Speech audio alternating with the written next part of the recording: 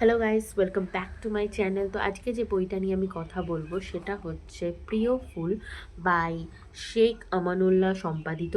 হ্যাঁ, এই বইটা সম্পাদিত কারণ উনি এই বইটা লেখেননি। এই বইটার কোনো নির্দিষ্ট লেখক বা লেখিকা নেই একজন।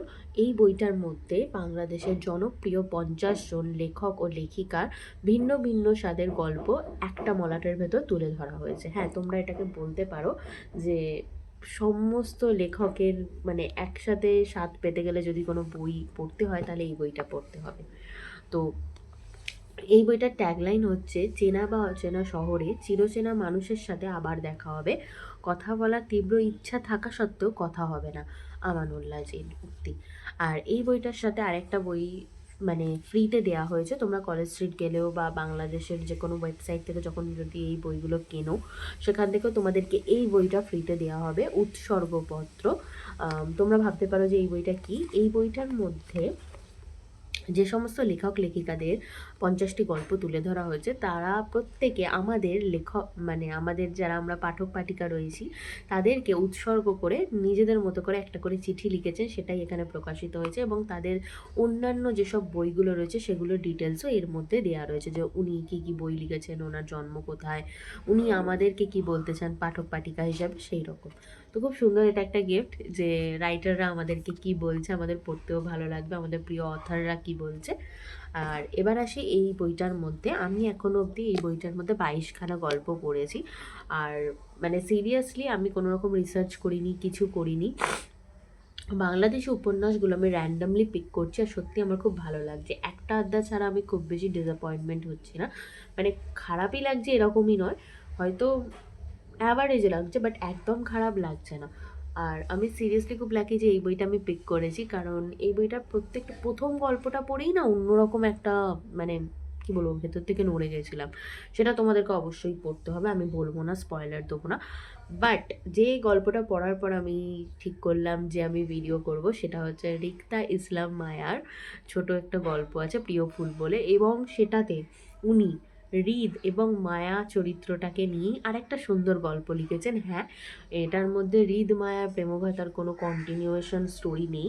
এটা বলতে পারো লেখিকা ওই দুটো চরিত্রকে নিয়ে নতুন করে একটা ছোট মানে শর্ট স্টোরি মতো লিখেছেন, আর যেটা পড়তে খুব ভালো লাগবে। সেই স্টোরিটার মধ্যে রিক্তার বয়স হয়ে গেছে 35, আর সে হৃদের সাথে থাকে না। বাট হ্যাঁ, এখানেও একটুখানি ওই পুরোনো জিনিসের হিন্ট দেওয়া হয়েছে যে ওদের দুজনের আগে বিয়ে হয়ে গেছিলো অনেক কম বয়সে, বাট কিছু ভুল বোঝাবুঝির জন্য ওরা দুজনে ডিভোর্স না নিয়ে সেপারেশনে থাকছিল।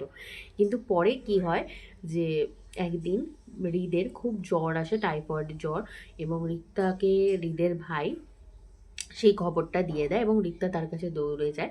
সেখান থেকেই দুজনের ভালো লাগা ভালোবাসা আবার শুরু হয়, একটু আলাদা করে খুনসুটি হয়, এবং তারপরে রিক্তা ঠিক করে যে সে তার স্বামীর কাছে থাকবে। এরকম ছোটো ছোটো ছোটো ছোটো করে দেয়া। আমি মানে সিরিয়াসলি এটা যেন বলতে পারো যে হঠাৎ করে কিছু পেয়ে গেলে এরকম। হৃদ মায়ার প্রেমকথা পড়ার পর থেকে না অতিষ্ঠ হয়ে আছি, কখন পার্ট 2টা বেরোবে পড়বো। তো সেই জায়গায় এটা আচমকা পেয়ে যাওয়া খুব ভালো লেগেছে। এছাড়া অন্যান্য যেসব লেখক লেখিকারাও রয়েছেন তাদের গল্প এখানে দেয়া রয়েছে, যেমন সবুজ আহমেদ মুরসালিন যিনি ডিসেম্বরের শহর লিখেছেন, ওনার গল্প এখানে দেয়া রয়েছে। এছাড়া সৌমিন হৃদয়ানুভূতি যিনি লিখেছেন, জান্নাতুল ফিরদাউন মিথিলা, ওনার গল্প এর মধ্যে দেয়া রয়েছে। এছাড়া প্রণয়াবর্তন বইটাও যিনি লিখেছেন ওনারও মানে শর্ট স্টোরি দেওয়া রয়েছে। তো মানে যাদের আমরা নভেলসগুলো পড়ছি বা যে সমস্ত বাংলা লেখক লেখিকাদের উপন্যাসগুলো আমরা পড়ছি তাদের বেশিরভাগ জনেরই ছোট ছোট শর্ট স্টোরি এই বইটার মধ্যে তোমরা পেয়ে যাবে। আমি বলতে পারি যারা বিগিনার হিসাবে বাংলাদেশি উপন্যাস পড়তে চাইছো তারা অবশ্যই এই বইটা পিক করতে পারো। কারণ হচ্ছে যে হট করে একটা উপন্যাস বেছে নেওয়ার থেকে এইটা তোমাদের কাছে একটা সেফ অপশন।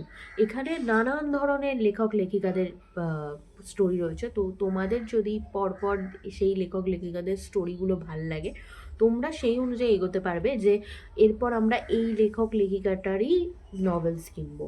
তাহলে তোমাদের একটা মানে কি বলবো, একটা আইডিয়া হয়ে যাবে যে এনার রাইটিং স্টাইল কি আমার জন্য ঠিকঠাক কিনা। এনার গল্পটা পড়ে প্রেমে পড়লাম, তাহলে আমি এনার বইগুলোই ফলো করব। এছাড়াও আরেকটা হতে পারে যে এখানে এই ছোটো ছোটো গল্পগুলো পড়ে যখন তোমার মধ্যে ভালো লাগা সৃষ্টি হবে, তখন তুমি অন্য বাংলাদেশের উপন্যাসগুলো পড়তেও চাইবে। কারণ সবার মনেই এই বইগুলো নিয়ে কিছু না কিছু কিন্তু থাকে, কেরাম হবে না হবে। তো আমার মনে হয় বিগিনার হিসাবে সবার প্রথমে এই বইটা তোমাদের অবশ্যই তোলা উচিত। কারণ এখানে ভিন্ন ভিন্ন স্বাদের গল্প রয়েছে, শুধুমাত্র প্রেম ভালোবাসা নয়, বিচ্ছেদেরও গল্প আছে, ইভেন সাসপেন্স থ্রিলারেরও একটা মানে ভয়ঙ্কর গল্প আছে, মাংসের ঝোল নামে। সেটা পড়লে তো গায়ে কাটা দেবে, কিছুটা হরর স্টোরি টাইপের। তো ওভারঅল আমার এই বইটা খুব ভালো লাগছে। এখন অবধি 22খানা গল্প পড়েছি, আর শীঘ্রই সব কটা গল্পই শেষ করে নেবো। তোমরাও চাইলে মানে এই বইটা কিনে পড়া শুরু করে নিতে পারো, যারা বিগিনার হিসাবে এই বইটা পড়তে চাও। সব ধরনের গল্প পাবে, সব ধরনের রাইটারদের গল্প পাবে, তাদের রাইটিং স্টাইল নিয়ে। যদি এক্সপেরিমেন্টাল মানে পড়তে ইচ্ছা করে যে আমরা এক্ষুনি এতগুলো বই কিনতে পারবো না, অবভিয়াসলি বইগুলোর দাম আছে, তাহলে এই একটা মলাটার মধ্যে তোমরা সেটা পেয়ে যেতে পারো। আর এর সাথে তো এটা ফ্রি আছেই, যেটা পাওয়া। ও আর আরেকটা জিনিস, এটা যেটা খুব সুন্দর, এই বইটার বুকমার্ক, এই যে এই বইটার বুকমার্ক, এই উৎসর্গপত্রটা ছাড়াও এই সুন্দর একটা বুকমার্ক তোমরা এই বইটার সাথে পেয়ে যাবে, যেটা অসাধারণ ব্যাপার। তোমরা কলেজ স্ট্রিটের যে কোনো ওয়্যার হাউসে এই বইটা পেয়ে যাবে, এছাড়া যে কোনো স্টলেও এই বইটা পেয়ে যাবে। এছাড়া তোমরা যে সমস্ত অনলাইন সাইটগুলোতে বাংলাদেশি বই বিক্রি হচ্ছে, সেখানেও তোমরা এই বইটার খোঁজ করতে পারো, পেয়ে যাবে আশা করি। কলেজ স্ট্রিটে গেলে একটু বেশিই ছাড় পাবে। আমি 350 টাকায় পেয়েছি এই বইটা, আর এই বইটার প্রাইস হচ্ছে